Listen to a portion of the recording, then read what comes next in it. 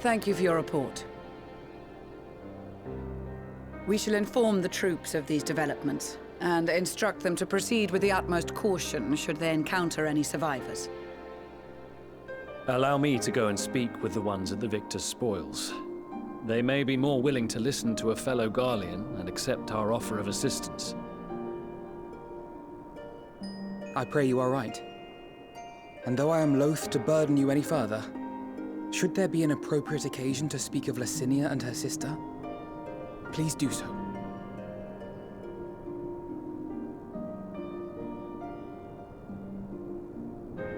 I am sorry to have put you through this. My distress is nothing compared to their suffering. So tell me, what else have we learned?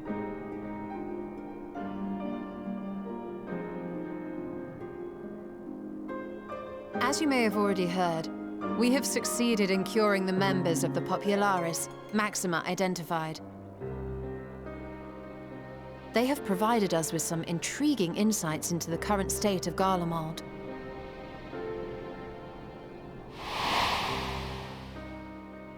The assassination of Emperor Varus was the catalyst for the civil war. Nerva declared his claim to the throne, and his opponents refused to recognize it. Fighting broke out in the capital, where Nerva's Third Legion clashed with the First, who remained loyal to Varus even after his death. Of course, even Imperial warmongers would balk at the idea of turning their shining city into a battleground.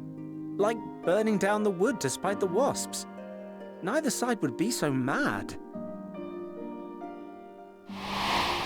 Unless something or someone inflamed their animosity to such an extent that they could not help but act against their better judgment.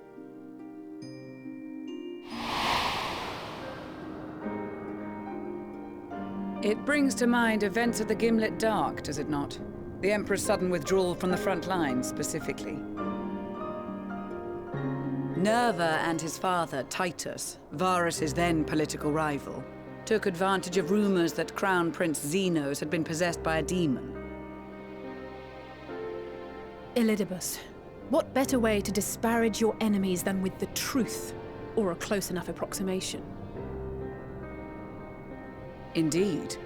But before their accusations could be substantiated, many of Titus's followers were silenced.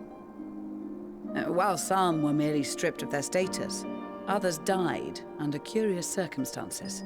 One after another, suddenly and suspiciously. Again, Elidibus. Like as not, he had a hand in it.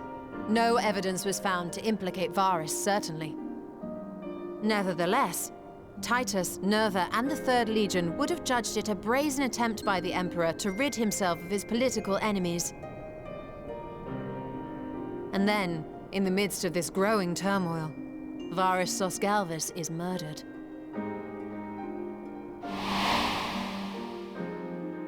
And Garlemald's own prodigal son, Gaius van Belsar, is named the murderer. Shortly thereafter, Nerva claims the right of succession, and in response, the First Legion claims the assassination was part of a coup d'etat orchestrated by Titus and Nerva.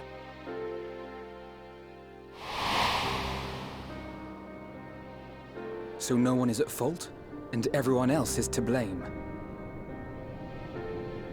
I should add that both parties received substantial financial backing, presumably to provide them with the means and encouragement to pursue a swift victory, and that these contributions came from the self-same benefactor. I'd heard House Brutus had been filling the Third Legion's coffers, but the First as well. It would seem so. Though the Popularis determined that the First Legion received funds from a variety of organizations, all had connections to House Brutus. So Fandaniel, in the guise of Asahi, was playing both sides against each other the entire time. The information we gained from my friends does not end there. One night, shortly after fighting broke out, the capital was shaken by an immense tremor. From that point onward, they have no memories. No recollection of any events, including our clash on the Magna Glaciers. But when asked about the Imperial Palace and its bizarre transformation, they somehow recall Emperor Varys giving them orders in their dreams. May the Tower of Babel stand as testament to the glory of Garlemald. This sounds awfully familiar.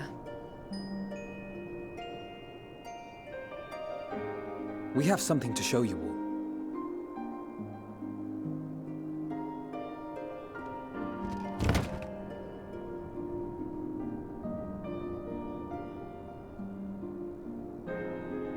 Varys spoke to them through this radio.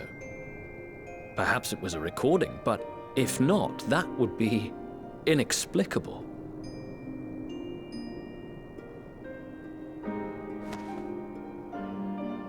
We are of one mind, then.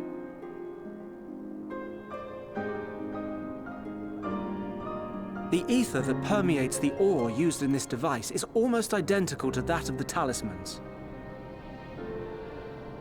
I see it. While it is likely more by coincidence than design, these devices might also ward against a primal's influence. A picture is beginning to form. If the tremor felt throughout Garlemald was a wave of ether emitted by a primal, then while those within range would have been tempered, those huddled around a radio desperate for news concerning the Civil War would have been spared. No wonder Licinia kept it close. My friends, I must speak with you.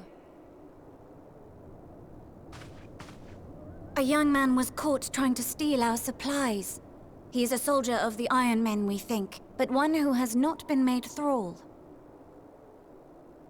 Thankfully, Magni restrained him before blood was spilled. The stranger is outside, if you wish to ask him questions.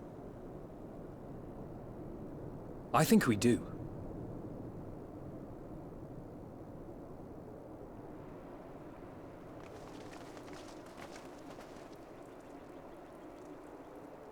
Who do we have here?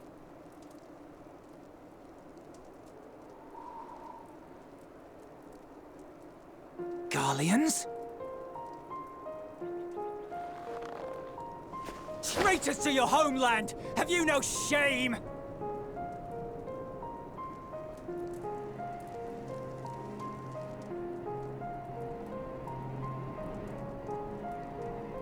I am Lucia Junius, a Temple Knight of Ishgard. And you are?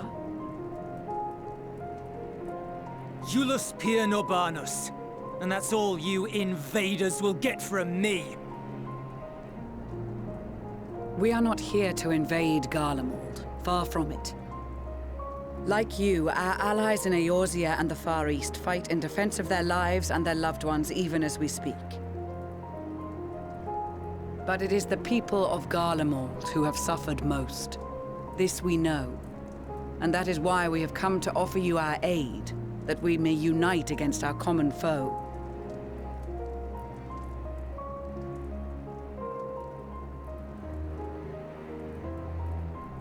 Whether you believe me or not, those are the facts. Now, answer me this. Why would a proud soldier of the Empire be reduced to stealing? The situation must be dire indeed for you to go to such lengths.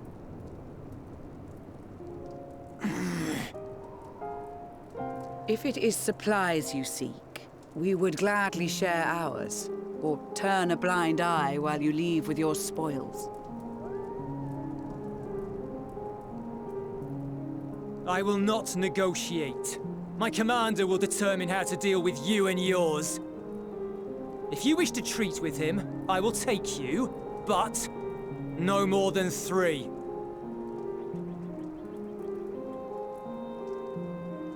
I don't much like the sound of that. But if we do accept his proposal, I suggest the 2 of us and...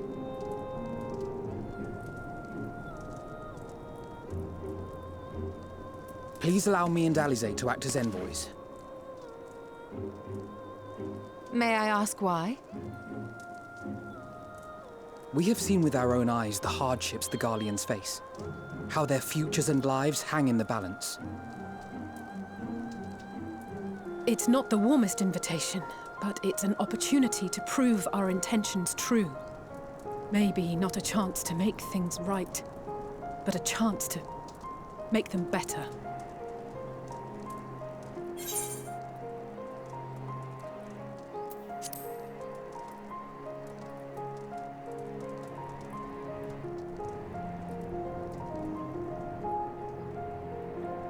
I can see that persuading you otherwise is a lost cause, but you will proceed with the utmost care.